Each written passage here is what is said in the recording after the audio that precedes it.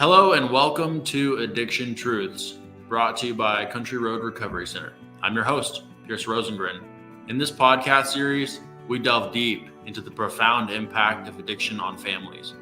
We share insights, experiences, and advice on navigating this challenging journey. Before we begin, a general reminder to our valued listeners.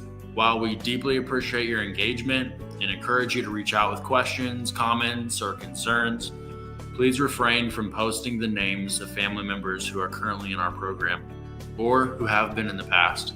Your discretion helps us maintain the privacy and safety of all involved. We're here to offer support, answer questions, and build a community of understanding and healing.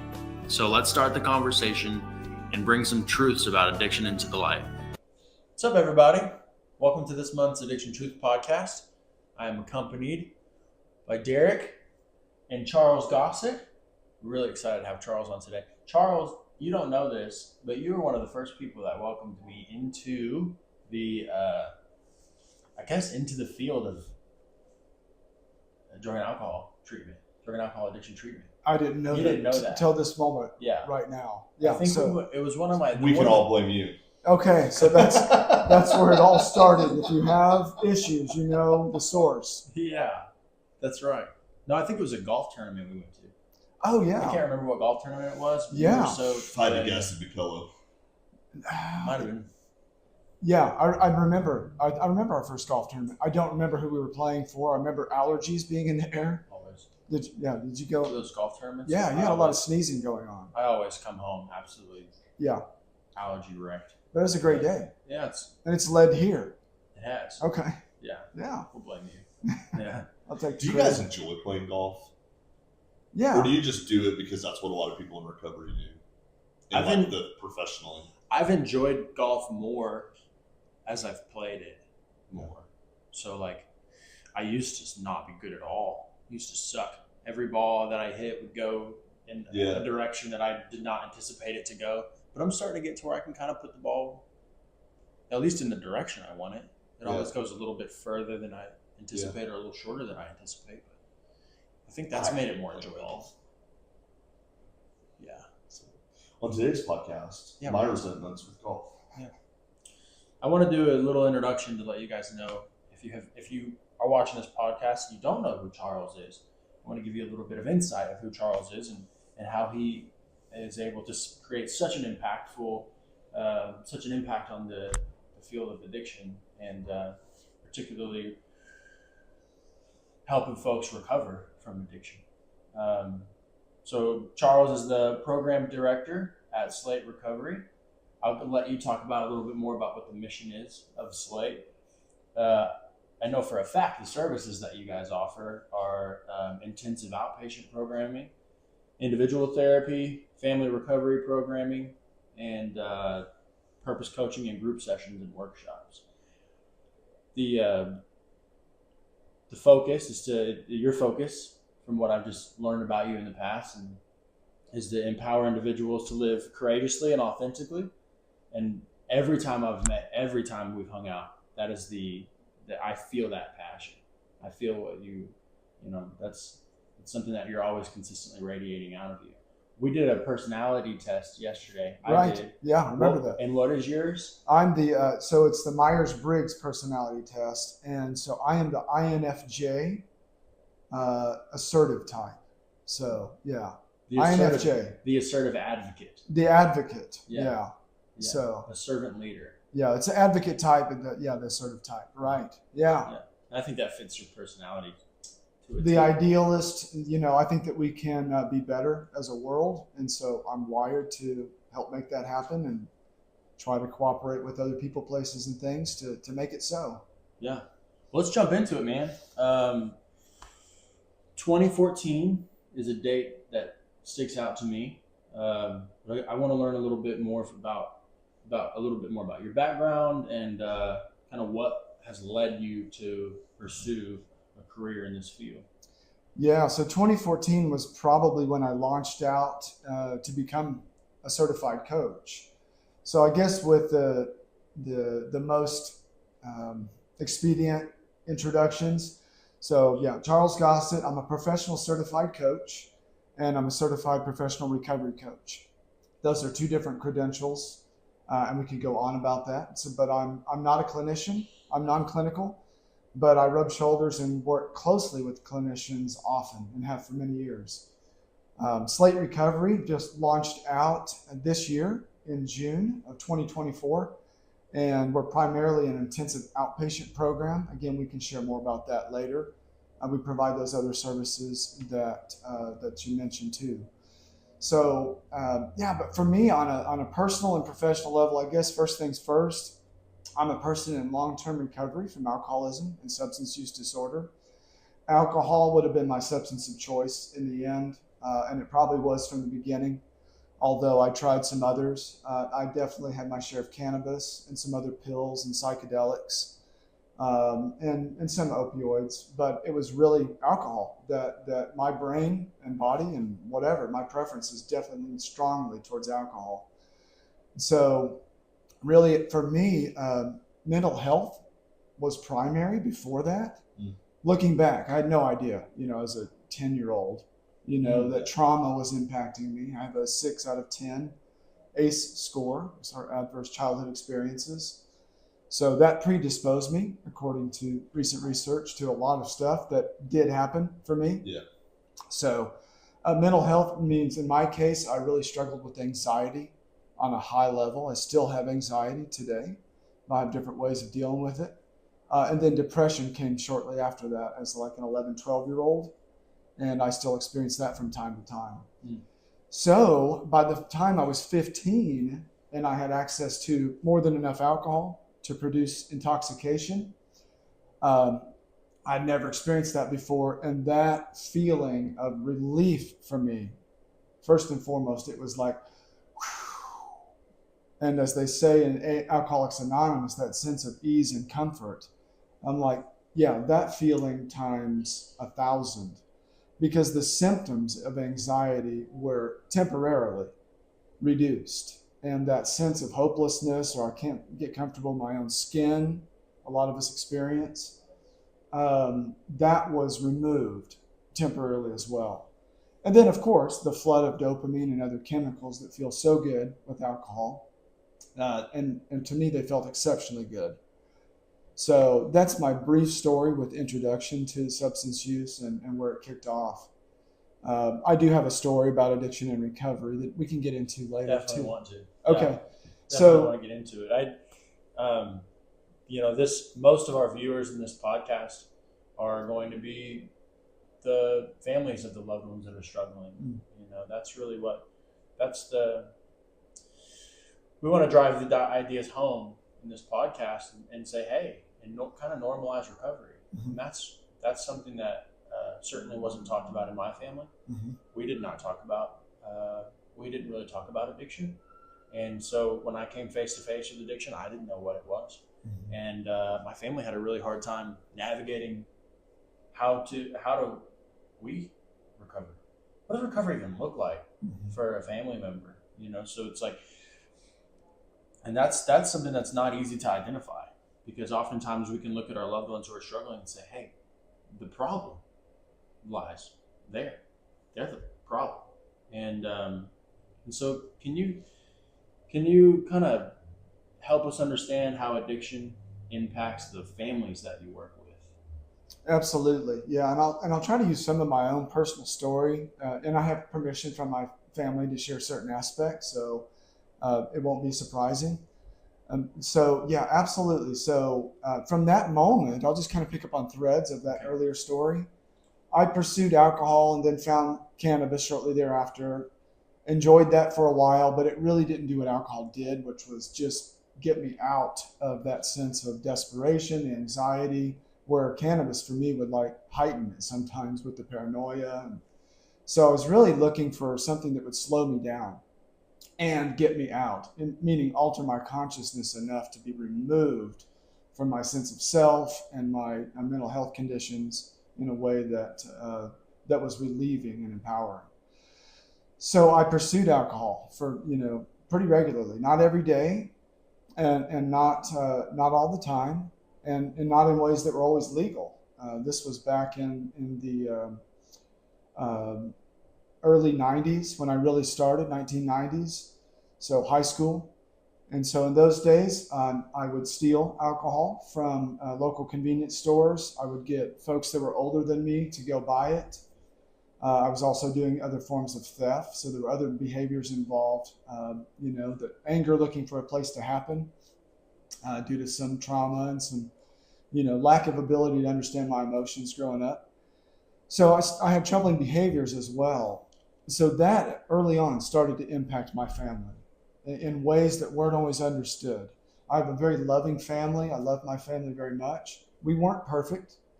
And the family that I've raised with my wife, we're not perfect either. And so there were challenges. And some of those challenges I didn't understand or know what to do with. And so there's no blame there. But I had some things to learn about that with living and coming into recovery especially. So in our family, recovery wasn't spoken about. Addiction wasn't really spoken about, although there were a couple of family members where alcohol use and every once in a while drug use would come up and be talked about. But it wasn't transparent. It wasn't I would say a regular conversation that's just like, how's the weather? And by the way, so-and-so is in detox today. We didn't really talk about that. Although, as I've grown, alcoholism, substance use disorder, and mental health challenges are on both sides of my family.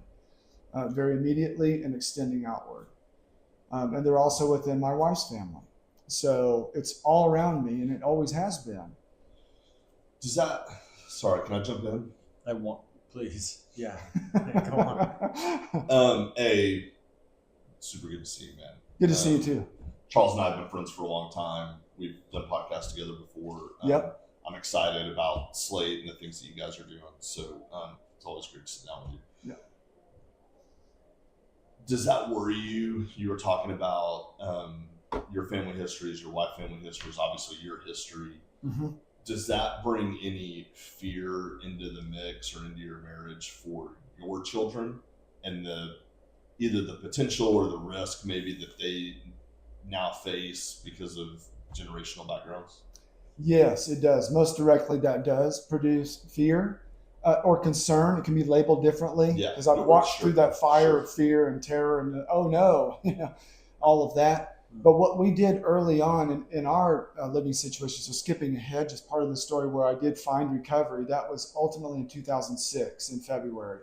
So I celebrated this past February, 18 years as continuous sobriety. Thank you.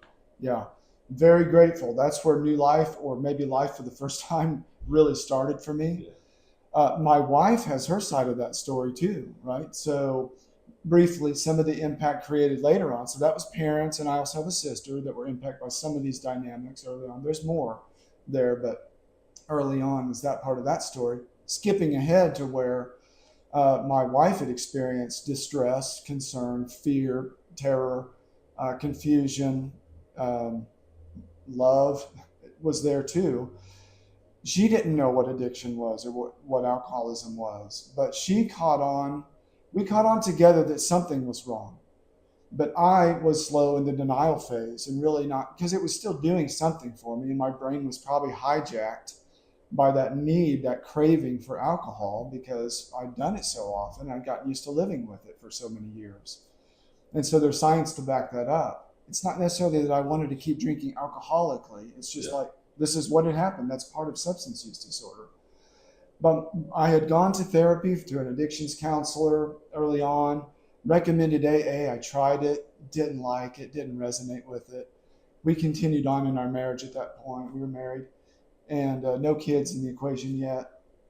And we started having our daughters. We have 2 daughters, and they were very young. And my wife started getting more serious. The consequences of my drinking were more serious, and there's lots to share, but just understand there's consequences like not being able to go to work, an argument the night before that I couldn't remember, a hole in the wall that I don't know how it got there.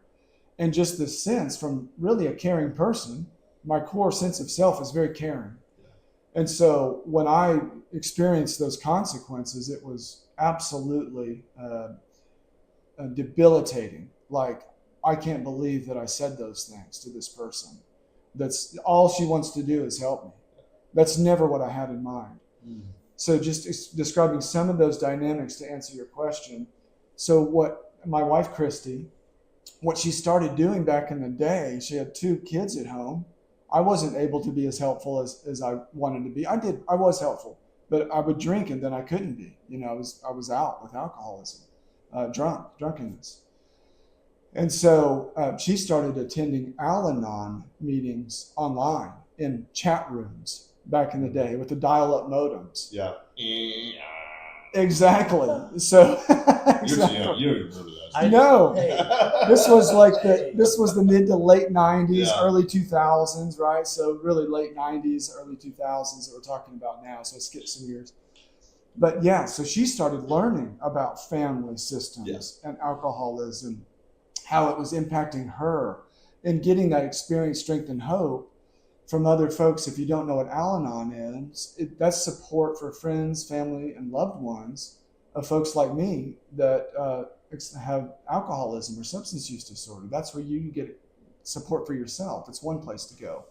She was going there and connecting with other wives and other folks that could relate. She's like, oh, I get it. I didn't know this was what was going on. She got a therapist. She got a sponsor. She was working the Al-Anon steps. I was trying. I ended up going to rehab residential at Valley Hope once, had a great experience. In Cushing, here in Oklahoma. Don't remember having a robust treatment plan at that time, and if I did, I don't know that I followed it.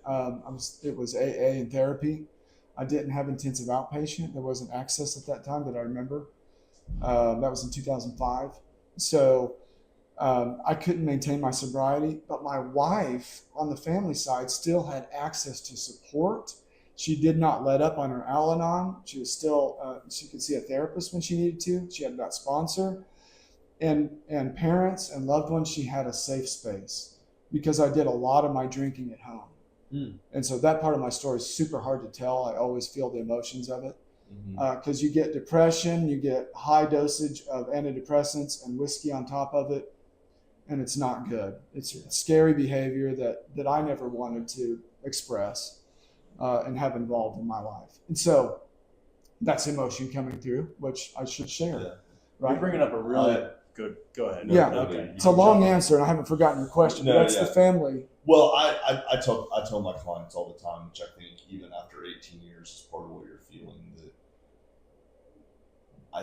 I think perhaps one of the hardest things about recovery is both coming to the realization and finding acceptance and ownership in the fact that our alcoholism or our substance use disorder created a dynamic where we perpetrated harm on people that we love.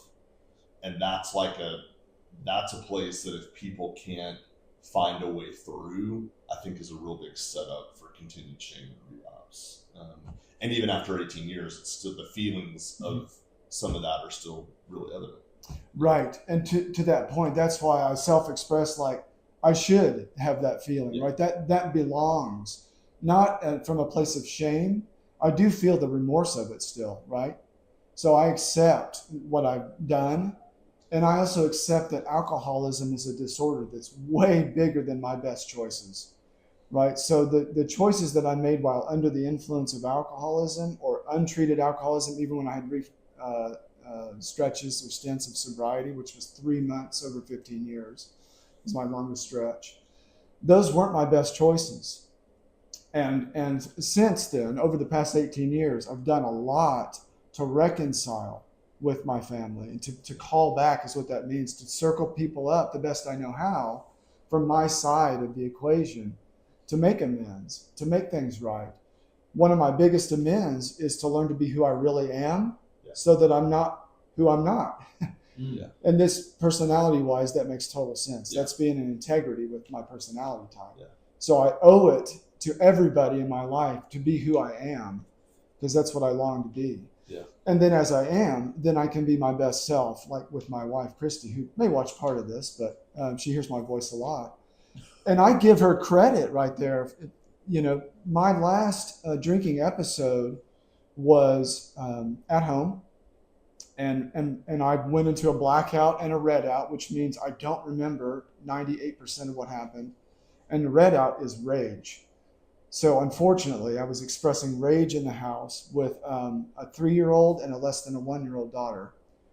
And that I still feel that as well, because that was scary. But she left. She had built empowering, safe places that she could go. And she called a friend. They told her to go to the YMC shelter where we were living then, and she did. And that was the right decision. That's a hard part of my story to share, but that was the right decision. And she stayed safe with the girls, and I was left there with me and tin cans and bottles and nothing. Yeah. And so I called. This was a year after my residential treatment at Valley Hope.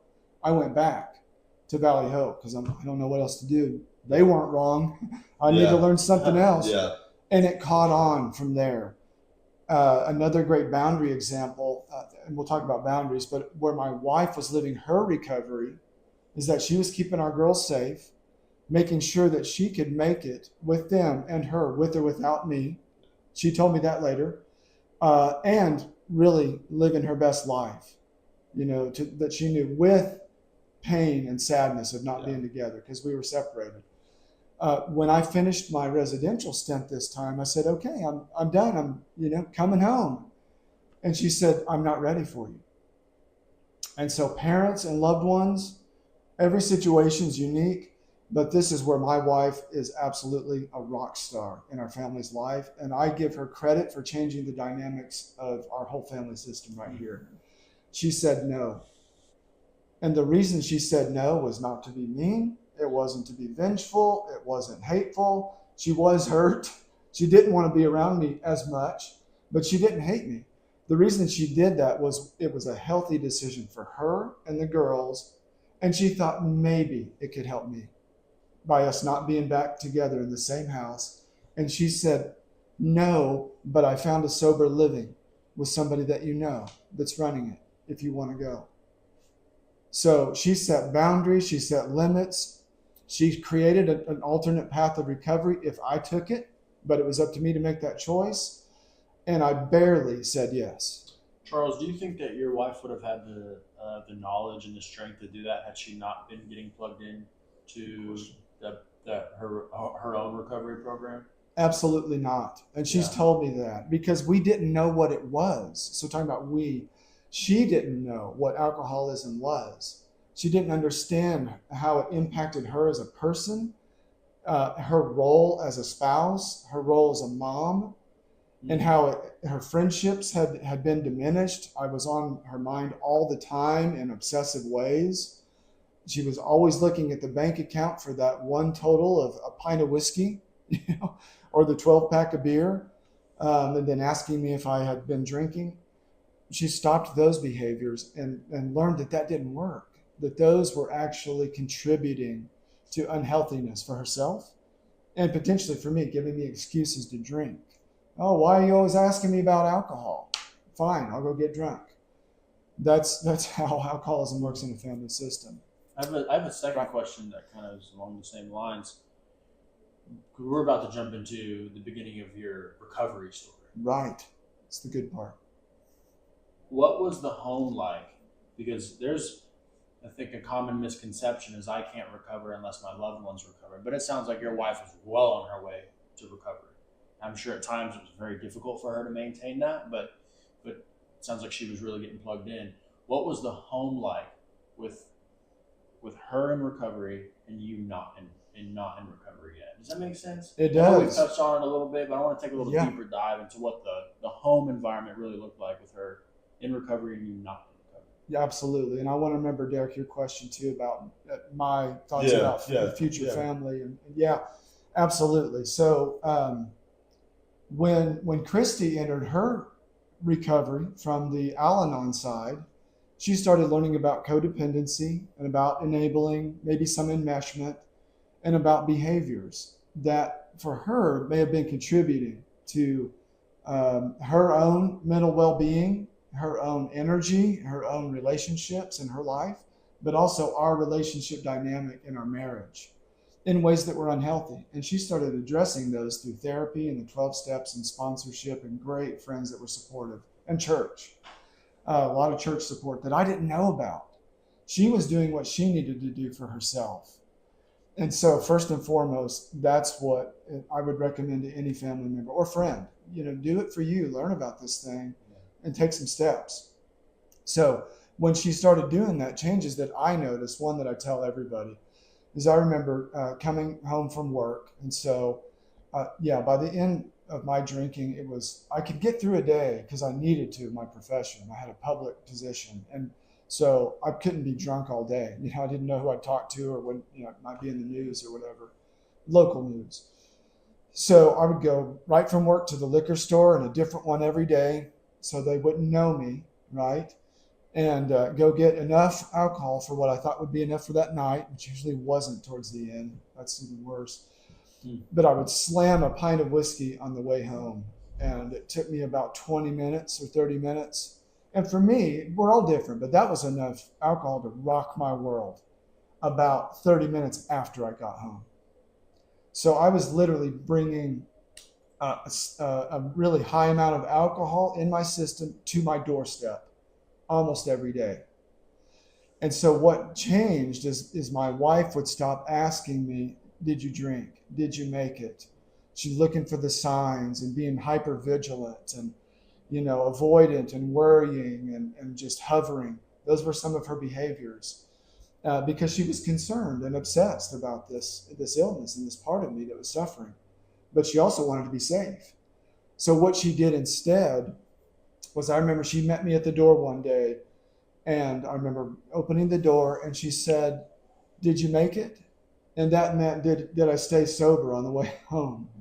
It was rough, and I said, yeah, but I'm probably going to need to go out and get some beer tonight.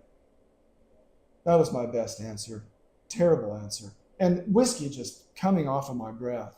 And I remember the look. This one hurts too. I can still feel this one, but it's a good pain to remember. I remember a feeling like she said, She said, okay. And then she opened the door and let me in. And that was it. And she disengaged. Went in the other room, and to my memory, it was either right then or later, she went and joined an Al-Anon meeting online and didn't tell me. She was taking care of herself and she was getting healthy, and she was showing me subconsciously, I didn't know, right? But looking back, I'm like, oh, that was a moment. Yeah. She was showing me what healthy life could look like from the other side. So from that point, there were many other examples that are similar where she would just disengage. She would leave the house with the girls, because I was bringing it home.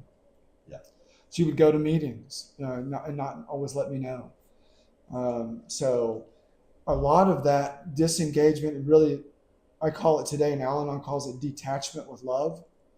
So she wasn't arguing with me. She wasn't fighting. She wasn't cowering. She wasn't overly avoiding. She was really leaning into her own recovery with or without me until she could make a decision that was best for her and the girls and maybe me, which ultimately she did. Definitely want to get to your question. I have one more question about this because this is a really fascinating thing. How much do you think her detachment with love and the boundaries that she was clearly beginning to set with you, and the disengaging behavior where she wouldn't fight you, mm-hmm. How much do you think that played into you getting ready to step into recovery yourself? I give everything that I've been through that addressed my addiction, I give it credit, but to my awareness, I give the most credit there. To where Christy really started to understand this thing. That was the first thing she did. What is this? What is going on? What's happening to my husband?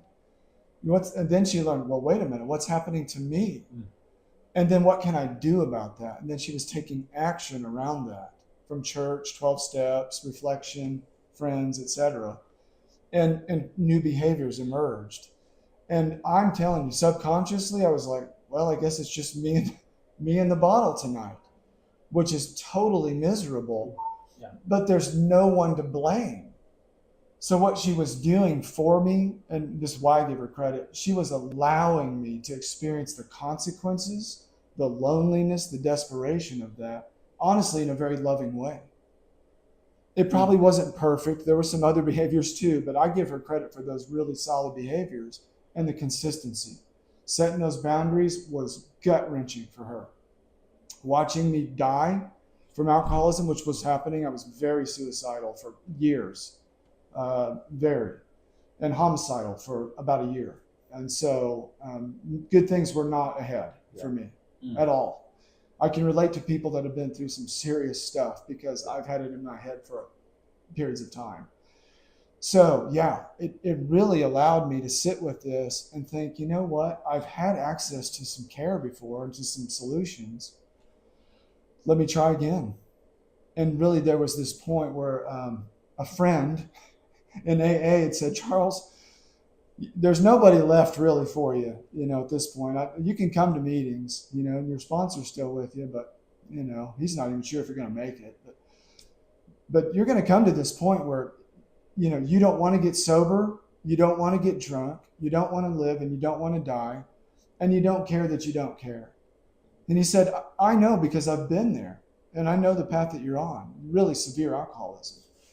And I got to that point when she left with the girls. And it wasn't poor me. I was way past, oh, poor, pitiful me. I'm just all alone. I was already alone, even with a loving wife at home because of my addiction. So all of that, those boundaries and those new behaviors in her way of taking care of herself, staying safe, detaching with love, man, that was the missing piece, if nothing else, that really allowed me the chance at a full recovery, knowing it's up to me to figure this out. And I'm going to have to lean on other people except for my loved ones for the first time. I've never heard anybody put it quite that way before, Charles. That was painted a very clear picture. Yeah, for sure. Pretty serious about it, man. And giving her credit. I've learned how to tell her story with her permission so I could understand and working with families. Yeah, I wrote this down earlier just as you were talking. Like, I think your whole story really speaks to this, that I hope what families take away from our conversation today is understanding, and families and people in recovery, is that family recovery is really a collaborative effort between all those involved. The idea that your wife has to have the honesty as you're coming out of treatment to say, I'm not ready, let's collaborate on a plan that's going to work and set us up to succeed. That in the family, it's not one person that gets to dictate this is how this is going to go for everybody. I'm out of treatment, I'm coming home, that we have to work together to come up with a plan and a system that's going to allow us to get from point A to a healthy point B, which is where you guys are at now. Right. Yeah. That's a super important point. Thanks for sharing that, because it was collaborative. You picked up on that thread. It wasn't one person in my family. My mom and dad were involved too. They were worried about their son. I have a sister. She was worried about me. And we're supportive of Christy, whatever her decisions were, but they were worried about their son. That's a different story, right? But yeah, it was collaborative. I did have caring family members who were trying to work together with me, and maybe even without me, but not at my expense, and not just to say there's nothing we can do, just go figure it out or not, if you live or die, whatever. It wasn't uncaring. It wasn't cleaving, like just, you're gone. I'm just going to cope with this by just pretending you don't exist, and whatever happens, okay, I'll deal with it. I was really included in care of my wife's decision making. It was hard, and she had to do things that she told me later. Those are the hardest things I ever had to do in my entire life. Yeah. And nothing she signed up for. But collaboratively, like as a family unit, I'm able to understand today, like the blame for alcoholism. I never chose alcoholism. I did drink, right? And I liked it, and I went back to it, even though there were consequences. But if you start to look clinically, at least, the definition of alcoholism, those describe the stages of the affliction. That's what we all do. And most of us never signed up for that. I didn't want to do that. I wanted to be this person, but maybe with a different story than I'm sharing now. But this is the one I have. So yeah, absolutely. Collaboration is key. Each person taking a healthy role is really ideal. Charles just puts it so eloquently. He's a good dude. Yeah, Charles. Yeah.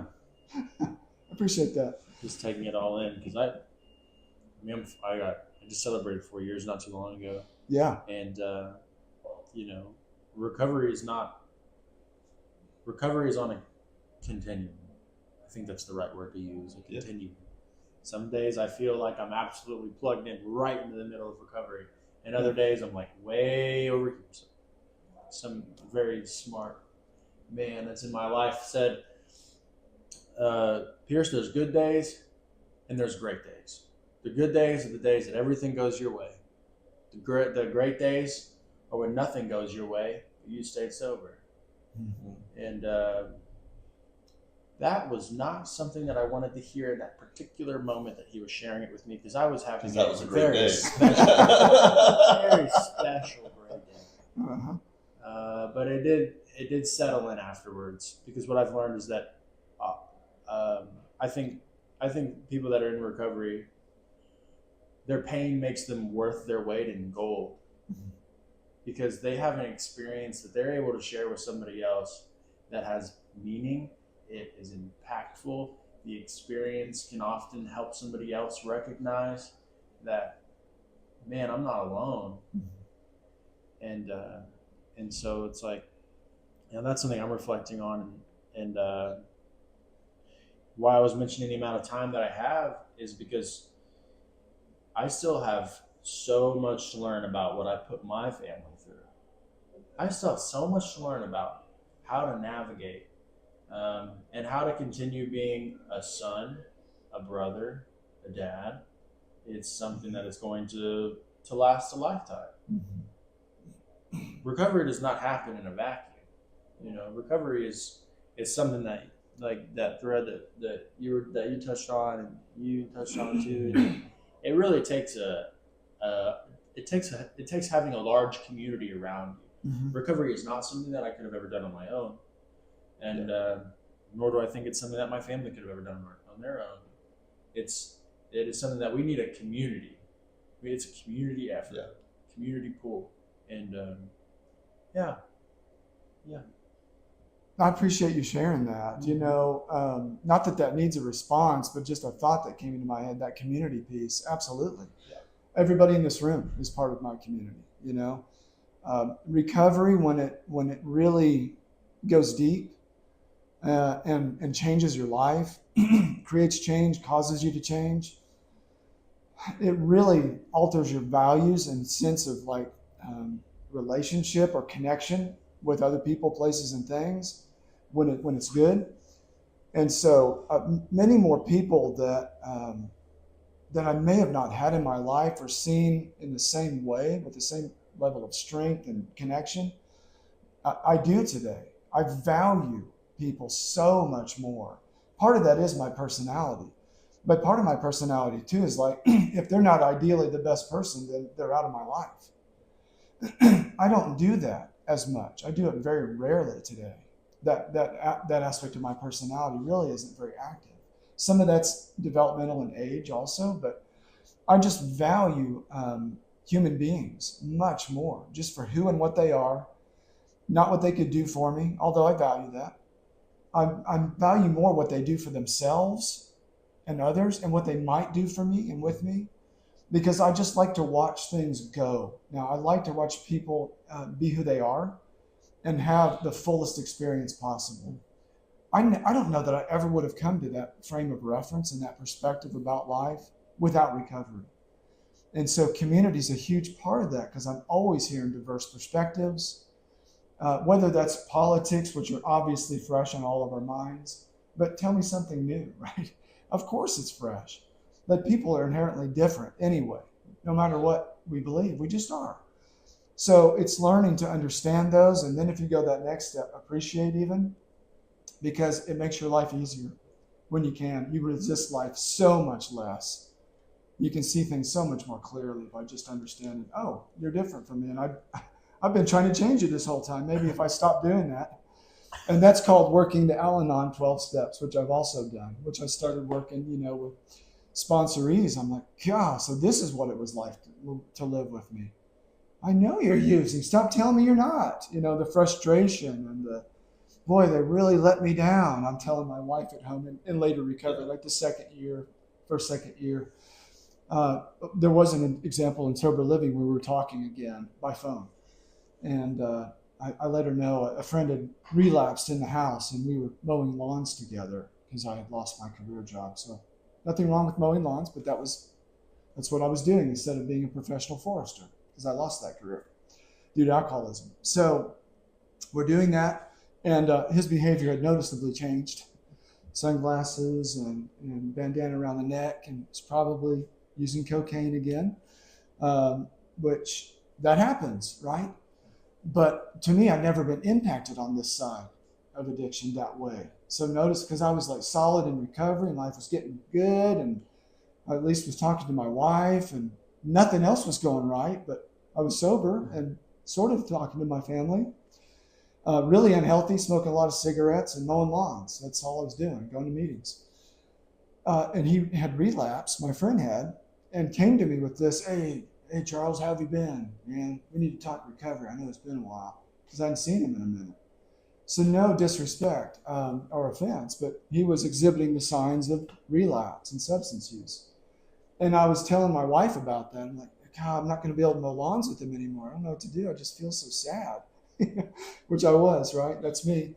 And she said, she paused, and I feel this one too, Derek. Yeah. It's like, she said, she paused and she said, sounds like you love an alcoholic. And I'm like, man, that one hit me. It still hits me right in the heart. Yeah. And in the head, and I need to share that with y'all, with the listeners, because she was right and she was speaking truth to somebody who didn't get it for a lot of years, and she needed to express that. Yeah. And I needed to hear it. So part of my amends is hearing that from my wife and saying, oh, I didn't understand. And that level of denial and not understand, that's part of the affliction. So, the final frontier on all that breath of air that I just shared, really, I heard this shared in a meeting from a wise AA member. The final frontier in recovery is family. And that looks different, whether that's family of origin or family of choice or whatever. Making peace with other people that are close to you and figuring that out, that's where it's at in the end. Yeah. Man, I love, after 18 years of sobriety, Charles, that you're in a place where you can still feel the freshness of certain moments of clarity throughout your story. And that those haven't become stale. Mm-hmm. And I think that is what gives you, power is not the right word, not power like power, but interpersonal power, right? I think that's what gives your recovery speed. Yeah. Right? Like it's gas in your tank. Yeah. Oftentimes I see people who, like, their past has become just like kind of stale, and it's lost some of the punch. Not in a, like, the punch is good. You were saying that, like, hey, I need that reminder. I need that, that sobriety of emotion that actually realigns me and retunes me towards gratitude and towards acceptance and towards all these principles that we really like to teach. And so I love that feels so fresh for you, in spite of that it kind of sucks too, but yeah, it's beautiful. I appreciate that, and it's my responsibility, honestly, as I say. This is the idealist temperament right at its best. Is I need that to be my best self, honestly, right? So we're all different personality types, or however we view our different ways that we're human. But I need that uniquely for who I am, to have access to that, because I do care. Compassion has taken the place of rage. Wisdom has taken the place, and not my wisdom, but just general wisdom has taken the place of denial or not understanding. And love has taken the place of judgment or hatred. So I still have those other words, those aren't gone either. But my ultimate responsibility is to truth and to being real with life and with myself. And what I've discovered is I'm able to do that. That's the inverse of addiction. Addiction is like creating an alternative reality every day. And it's like, well, no wonder I was miserable. I'm wired to align with what's real and then to make that better. And so I was uniquely despairing for about 16 plus years most days for that reason alone. And so part of it's just who I am with or without recovery. But I need to be able to have access to that in order to keep my recovery fresh, because I know that that's absolutely true. If I just discount or diffuse or all the other words that we use to forget, if I don't keep those experiences fresh, then I'm not this person today. Mm-hmm.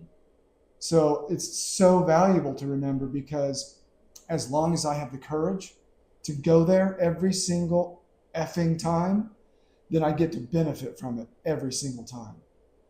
And then other people, by extension, benefit. Meaning, that's a poetic way of saying, as long as I can go to those hard places and the really positive places equally, then I live a richer, fuller life, and other people might too. No. That's good. I want to make sure that we're respecting your time. So I want to lead us out with this question. What would you say to a family that may be watching this, or a loved one or a friend that is recognizing themselves in this conversation, hasn't quite taken the steps, is ready to, and they're about to take this step into this journey? What would you say to that person? What kind of motivating things would you say? Yeah, first and foremost, if there's folks that are struggling on this end of addiction, reach out to these guys right here. Reach out to Country Road. And if you're out of state or whatever, you can still come here. Highly recommend you, and authentically, I do. We work together closely. I believe in what y'all do and who you are. But for family members, I absolutely highly recommend, if anything like from our conversation today has resonated with you and sparked you a little bit, then learn more. That's what I always suggest. Start there. Learn more about substance use disorder, alcoholism, what it is, and then how it impacts families, including you. A lot of family members will figure out how it impacts others and their loved one and other family members, but they won't look inward and apply that knowledge to themselves. So understand not only how your loved one's behavior has impacted you, that matters, but how alcoholism and addiction itself. There's lots of great resources that you may not know about. So please feel free to reach out to any one of us or just search online. Learn more about it. Second of all, determine the difference between substance use disorder and the individual who has it. And by that, I mean, just understand that your loved one, your son, your daughter, husband, wife, whoever it may be, they may be experiencing substance use disorder, but that's not all of who they are. It may describe them mostly these days. They may have changed dramatically over the years from who you knew back when. But that person is still underneath there. That's one of the things that my wife did. She was able to see me underneath in brief moments of clarity. They were brief, where she could see me underneath the alcoholism. And that gave her a little bit of hope that maybe I could do this. But it also, importantly for herself, said, oh, he's not himself because of the alcohol. He's not that person. That's what's creating this change. So she started to learn that there's a difference between Charles and Charles experiencing alcoholism. So second. And then third, start to set boundaries. And if you don't know what those are, ask anybody in this room. Go look online. How do I set boundaries around a loved one? Please learn that. In common language today, boundaries they can mean something like, I do what I want to do. Don't tell me what to do. How I treat you depends on how you treat me. Okay, none of that really applies. By boundaries, I mean, how do you understand your needs and your values on a personal level? And how do you communicate with others about those needs and those values in a way that's respectful and clear? So if your loved one is constantly getting money from you or taking money from you, and you don't value that, that's not okay.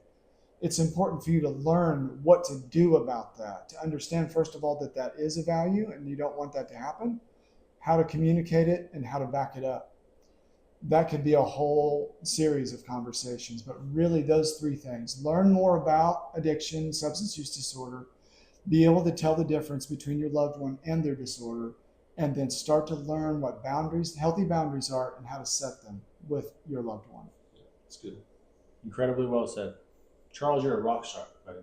Appreciate Very that. thankful to have you in my life. Likewise. Yeah. Yep. Very thankful. Derek, got anything else you want to put the cherry on top of? No, man. I was just going to tell Charles, thanks for being here, man. It's good to see you. Yep. Yeah. Great to be here. Always a pleasure. I will do a plug for Slate Recovery. Yeah, for sure. Yeah, so Slate Recovery is where I work now. So program director, I'm a certified professional recovery coach and a certified life coach. We have licensed alcohol and drug counselors. We have coaches on staff. We do intensive outpatient, which is usually like after residential treatment, and something called partial hospitalization. We offer that in person and virtually. So in person in Oklahoma City, 3 days a week, in the evening, virtually around the state, anywhere in Oklahoma, in the morning or in the evening, 3 days a week. We do individual therapy, so counseling for mental health and or substance use. We do individual coaching, and depends on when this comes out, but we're going to start our first recovery coaching group mid-November.